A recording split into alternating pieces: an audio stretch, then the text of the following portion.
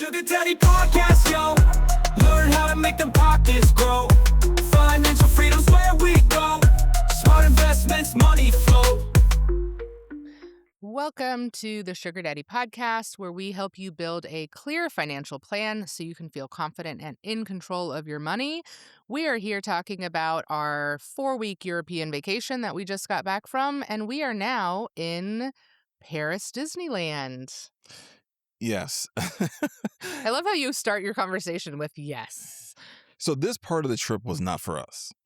It was not. It was not. This was. And you know what? I don't even know that it was for our kids. I'm going to be honest. It was obviously planned as a surprise for the kids because we actually didn't tell them literally till we showed up there. In the lobby. And at one point, our daughter, who had a terrible attitude that morning, was like, are we at Disney World or something? Like, she saw people with Disney World shirts and then she hats. saw the souvenir, shop. And so she had like a sassy attitude and was like, are we at Disney or something? And I was like, yes. And then she did perk up. But we are not Disney people. No, I don't think we are a Disney family. No, like we did the Disney cruise, which was, for what it was very well done and nice. We're not cruise people. I would do the Disney cruise over Disney Paris. Oh, I 100% would too. Okay. Yeah. We hadn't talked about that yet, so I wanted to... I would do that. Honestly, like, it was good for the experience, especially for the cost to get the Disney experience for the kids, because this cruise is expensive. But worth it. Yeah. And so was Disneyland in Florida. Now, my overall take is that Disneyland Florida trumps, I don't want to use that word. God, I hate that. He ruins everything. He ruins everything. Disneyland in Florida, and Disney World in Florida superior. It's not even a comparison to Disneyland. I haven't Paris. been to Disney in Florida in decades. I mean, I haven't either. Last time I went, I was 22. So I have no idea. But my memory of being there at 22, like, it's way better than Disneyland Paris. Okay, so let's get into the details, because if you are, in my head, I was like, we're coming from Paris. It's going to be close. It's much less expensive than staying on property in Florida, because we've priced that out and we were like, absolutely not. And so I think for what it is, you can make it a great experience. Yes. Now, to be fair, we were there during the heat wave, so it was hard. Significantly hotter than what we were expecting. Yeah. And then you add on top, walking around with tired kids. Yeah, it was a lot. It becomes a little bit more, which I'm glad we did it that way, though, because if the kids had the same reaction in Florida, where we spent way more money, 3 times as much, I would have been very upset. Yes. Yeah. No, I mean, I think if you talk to them, they would have been like, it's awesome. We love it. But honestly, I think they loved the pool on property more than anything. So we found out that our kids do not like roller coasters. They do not. We found out on Crush's coaster. I'm not sure if we've posted any. Well, we don't really post their faces on our social media, but like we have some pictures from the cameras of the rides, and you can see very much that they are not enjoying themselves. They both came off of Crush's coaster screaming and in tears. Yeah, so I thought they were going to scare the other people still in line and like make them get out of line. So this was the first time of them really going on a roller coaster, and we took them on like this thing called Crush's roller coaster, which is Crush's the turtle from Finding Nemo and Dory and all that stuff. And we thought, okay, it would be fine for them. This would be a first one. Now, granted, it was a little bit. It was more than what I thought. Categorized thrills, big thrills. Not big thrills. It was something categorized for like kids. Yeah. And like I thought that this should be fine, but it was definitely more than what I thought it was going to be. Yes. And it was also a lot in the dark, which was not helpful for them. There was like one big drop that was like very unexpected, and a lot of like whipping, kind of in like a turning motion. And like at one point, so I was sitting with Roman and Jess was sitting with Aston, and at first, like the first couple little whatever we were going over, Roman was like happy. And then we hit a different part and his attitude completely flipped. Like I think he thought he was going to fall out. Yes, I think that's what he kept saying. I was going to fall out. I was like, he wasn't. Obviously he was strapped in perfectly fine. And I also had my arm across him to try to give him some comfort, but they were not having it. Like at the end of the ride, like They were like, they lost all trust in us as Yeah, parents. I was gonna say they literally questioned everything we did from that moment on. They And didn't trust us. there was a new ride from Frozen Yeah. that had just opened. Like we were there in June. I think it had just opened in March, maybe the beginning of April. And it was getting like rave reviews online. I will say I'm not a Frozen person, but it was beautiful. Like that ride was beautiful. And the category was like family adventure. There was one tiny little drop. Yeah, because it's like you're like on like It's like a little water ride. like a water ride. There was one little drop where you do get splashed. It was not anything, and they were like, "You lied to us. And That that's was a roller coaster." And that's the one where we have a picture of their faces And they were pure just terror. Oh my gosh. And they were like, "You told us it wasn't a roller coaster." I mean, mind you, I think there was like a 3-year-old behind me. Yeah, that was Like, fine. yeah, it was. But after that, after Yeah. Crush's Coaster, they were. PTSD. I think they loved the Dumbo ride the best. Yes. Or the Peter Pan. Oh, they like the Peter Pan one. Yeah. So for what they like, we did not need to be at Disney. No. Like we could have taken them to Carowinds and like, Yeah. yeah. We did one of the like Lion King shows. That was really nice. It was Yeah. like a 30-minute, like you're kind of in the dark, you're in the air conditioning. You get to sit down. Like that was perfect. And it was nicely done. Yeah. For like a little show. So let's get into, okay, so we spent for a family of 4 staying on property, which we did not do a meal plan. So this is literally just your accommodation. And it does include your park tickets, which you can go to Adventureland, you can go to whatever they're called. You can go to all of them. It was $2,349. And we were there for 3 nights. 3 nights, yeah. 4 days, 3 nights. So what's nice about that is you can go to the parks the day you arrive and you can go to the parks the day you leave. Yeah. The other thing that I will call out that is, I think, very significantly important is that you get magic hour. Our kids kept calling it happy hour, which we're not even like big drinkers of any kind, but like they kept being like, "Are we going to go to happy hour today?" And we were like, "It's called magic hour. We're not alcoholics. Stop saying that."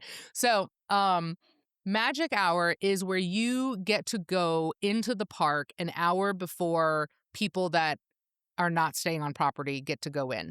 So if you strategize correctly, which we did, you can get a lot done in an hour. Yeah, you can hit like 5 or 6 rides. Yes, the second day we did 6 rides, and that was the perfect time, right? Because we had already terrorized them with Crush's Coaster. We knew we weren't going to go back to that. Like with the big ones that have the longest lines, you can go during magic hour.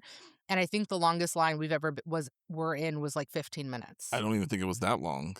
I mean, maybe it felt like that because you're like, "Oh, I can see the beginning." But like magic hour is where it's at. Yeah, because especially like on the second day, once we kind of realized that like they have limitations to the rides that they kind of want to go on to begin with, we were like, basically we did magic hour and then maybe a half an hour past that. And then we went were to the done. pool. And it was nice because that day it was supposed to be like 100 degrees. It was so hot. Oh my gosh. And it's just like the sun is beating down. I will say there was, and I don't remember how this is in Florida, but there were definitely lines where you're just completely exposed to the sun. Yeah. There's no shade, there's no covering, and you're just like standing there sweating, just miserable. And you're like, "Oh, I don't want this. I don't want to do this." Out of all the things we did, I would not need to do Disney Paris again. No, I never need to go back to Disneyland. We never need to go back. Ironically, the only time that I encountered someone that I thought was rude in France was at Disneyland. Yeah, and he looked at me and he was like, "I really thought that like this would have been a much more pleasant experience, but I don't know. Maybe the heat got to that one everybody." ride where they were supposed to tell us information on like which one to get into and they didn't, and I told the person like, "Oh, oh yeah, you didn't tell." Like, well, they're supposed to. I was like, "That's not my problem." They didn't. They didn't. Yeah. This is the you issue. I will say, like, Magic Hour was great. You can strategize. You have the app. You can figure out where you want to go. Obviously try to get to things that are clustered together. Mhm. And then our kids love a pool. So if there's a pool, they'll be happy. And so, like Brandon said, on the second day where it was supposed to be so hot, we were there. They have like, is it called Magic Village, where they have like McDonald's, Starbucks, a couple of like places where you can grab breakfast. So we did like a divide and conquer strategy. Brandon went and got in line with the kids by like 7:30. And then I waited and I would get us like coffees and breakfast sandwiches and whatever else. And then I would bring them. And by the time the one thing that doesn't make sense is that a lot of the things in the Magic Village didn't open until 8 or 8:30. Yeah. Which feels late. Like half of us have already lived a whole life by then. Yeah, if like, you have kids, I you mean, know? like, obviously that could be like a cultural difference. But like, McDonald's? but like in the United States, those things would have been opened earlier. Starbucks opens for at sure. like 5:30. Yeah. Yeah. So the fact that like you could get in line for the park, but you couldn't have had breakfast yet is very strange to me. So we just did a divide and conquer. It worked out fine. We would basically be like eating our muffin or our pancakes or whatever and drinking our coffee while walking to our first ride. You made it work. It was fine. We made it work. You know, they had pizza places, sandwich places. Inside the park, of course, there's plenty of food and stuff that you can choose from. So we didn't do the meal plan and we didn't eat at the restaurants except for one the last day that we were there, I think. And we ended up getting like a breakfast gift card or voucher. And so that worked out fine. But for us and the way we eat and the way our kids eat, buying the meal plan did not make sense. And a lot of the restaurants on site were either a designated like buffet, which like the kids were, I think, 35 euros and the parents were like 55. And I think also our Disney planner had already said like it's not worth it. It's not worth it. The food isn't worth it. And so, yes, we had an amazing Disney planner. Her name was Rachel Chapman. We'll drop her information. You do not pay to work with Rachel. She gets paid from Disney. And so you would be silly to do anything Disney related without a Disney planner. So we have a Disney planner for like the cruise that we've been on. And if we ever do parks in the future, we'll use Courtney. For like the US base. For the US based. And then Rachel, highly recommend. She was absolutely amazing. And what's nice is you stay on property. Your tickets to everything are included. You have access to the pool, which our kids loved. It was an indoor-outdoor pool. And again, we were there during a heat wave. And so fine, if you want to spend the rest of the day at the pool, have fun. Yeah. You know? I mean, for what it was fine. It's just like I said, once again, we're not Disney people to begin with. Like, nope. I'll say this, and I don't mean to offend anybody. I don't understand adults that don't have any kids that go to Disney on a regular basis. Yeah, you're very judgy about that. I don't understand it. I just think, especially in the United States, for what you're spending, there's so many other things that you could do that are so much better. When we went on the cruise, the Disney cruise a few years ago, there was like several young couples that were newlyweds, and they were just so excited to be there. And listen, I'm not going to yuck somebody else's yum. As long as you are enjoying your honeymoon, like you do you. Oh, Lord, I just couldn't imagine like choosing for my honeymoon to go on a Disney cruise with a bunch of other people's kids. I don't want to be around anybody's kids if my kids are not around. That sounds terrible. Yeah. So, so just quick recap, $2,349 as a family of 4. The room was nothing to write home about. The bathroom was nothing to write home about. It was warm. You couldn't crank the air conditioner. No. We asked for a fan. We ended up getting a fan, which was good. But as far as accommodations. Convenience, yes. Convenient. There was a shuttle, so you could have taken the shuttle, although the shuttle did not put you where you needed to be for Magic Hour. So we would just walk the 15 minutes to where you needed to get to for Magic Hour. It was fine. I'm glad we didn't spend US prices. Yeah. And I'm glad we figured this out without spending an arm and a leg because our kids don't like roller coasters. Yeah, because as someone, like I said, the last time I was in Disney World in Florida was when I was 22. So, 21 years ago now. Yeah. And I did stay on property that time because my mom was doing a conference there, so it was all free. Of course. And the accommodations. The only way your mom would ever put you on property, let's be real.